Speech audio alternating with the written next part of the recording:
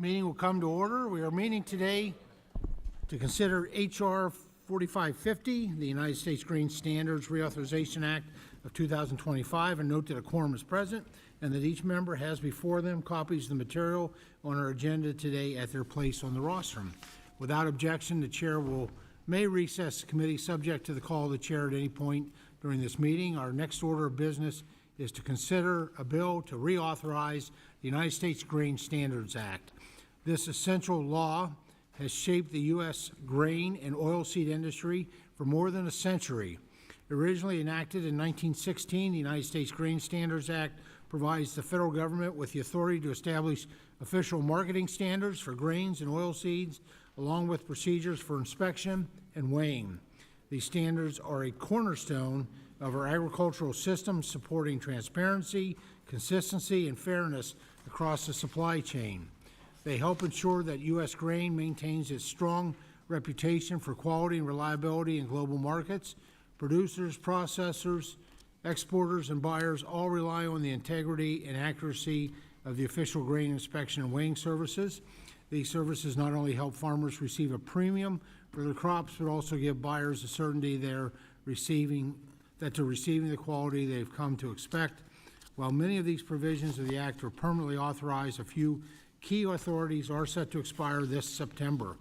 A lapse in authorization could create significant disruption in inspection and weighing processes, leading to uncertainty in both domestic and international markets.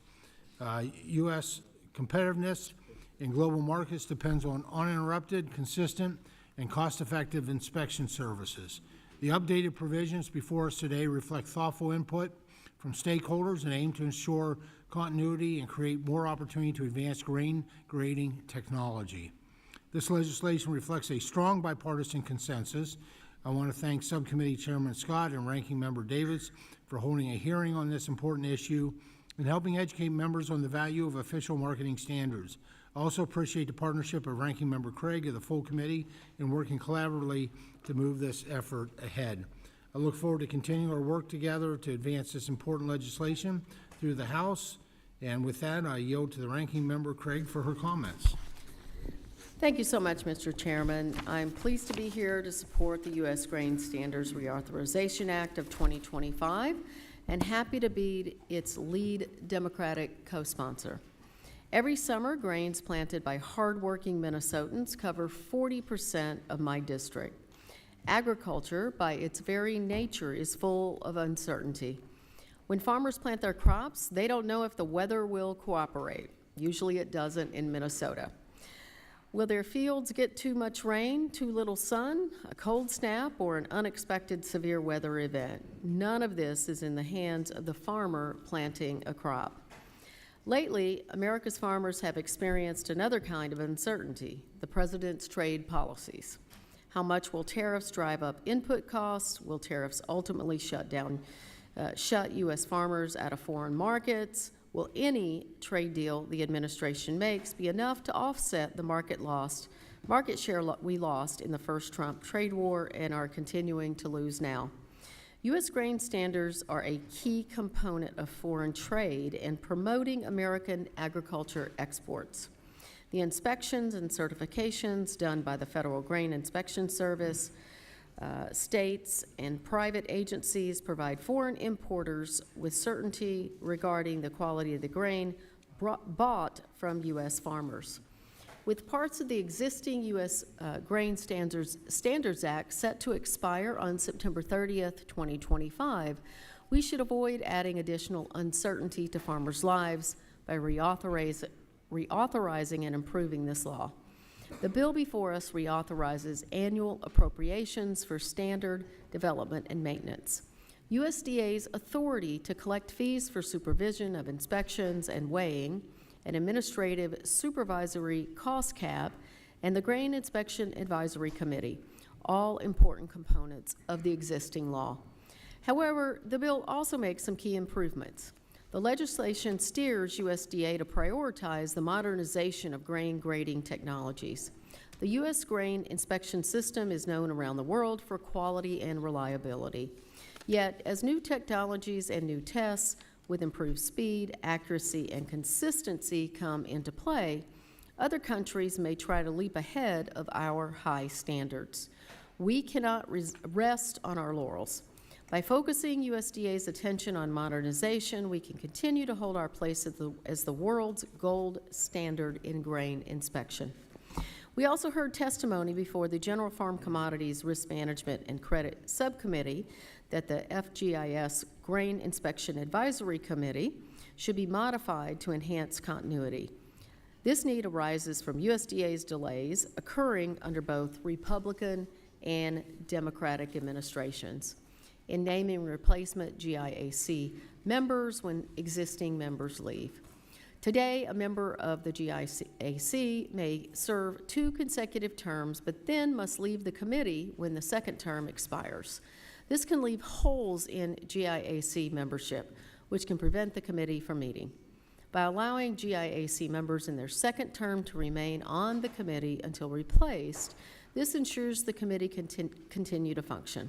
However, this should not absolve the department from doing a better job in vetting and naming GIAC members in a timely manner, and I trust, Mr. Chairman, that we will be keeping their feet to the fire on this. There are other improvements to the law that I won't go into, but the bill's entire intention is to help ensure grain can get from our farms and grain elevators onto ships bound for overseas markets. Our grain farmers need to know that they can rely on the USDA as a reliable partner, not a roadblock to trade. I'm pleased we were able to work on this legislation in a bipartisan way, and I hope this trend will continue throughout this Congress. Bipartisan legislation is always preferable to partisan legislation. Bipartisan legislation is stronger. Bipartisan legislation is harder to undo when it has broad support. Reauthorizing the U.S. Grain Standards Act is important for our farmers and their customers, and I urge all of my colleagues to support this legislation. Thank you, Mr. Chairman, and I yield back. The Grain Standards Reauthorization Act of 2025 is now before the committee for consideration without objection. A first reading of the bill will be waived and will be open for amendment at any point. Do any members have remarks on the bill under the 5-minute rule?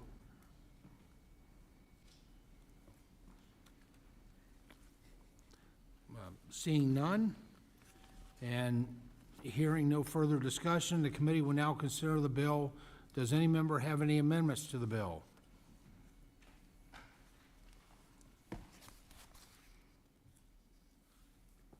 Seeing none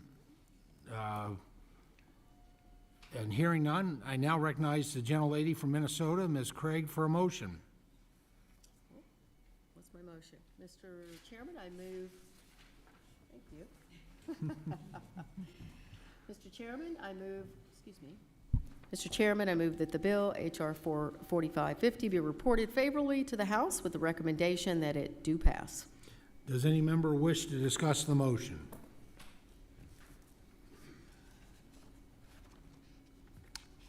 Hearing none, the question is on the motion offered by the gentlelady from Minnesota, Ms. Craig, to favorably report H.R. 4550. All in favor signify by saying aye.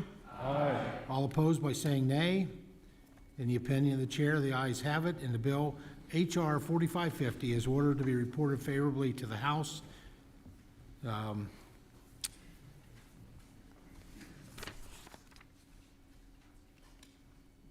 The majority, having voted in favor of the motion, is agreed to, and H.R. 4050 will be reported favorably to the House. Without objection, the usual instructions are given to staff that consist of making such technical, clarifying, or conforming changes as are appropriate without changing the substance of the legislation. Any members wishing to submit additional dissenting or minority views shall submit such views to the Council's office, room 1407, Longworth, by Friday, July 25th at 12 p.m. This concludes today's business meeting. I want to thank all the members, and this meeting is adjourned. We will reconvene in approximately 1 minute for the hearing.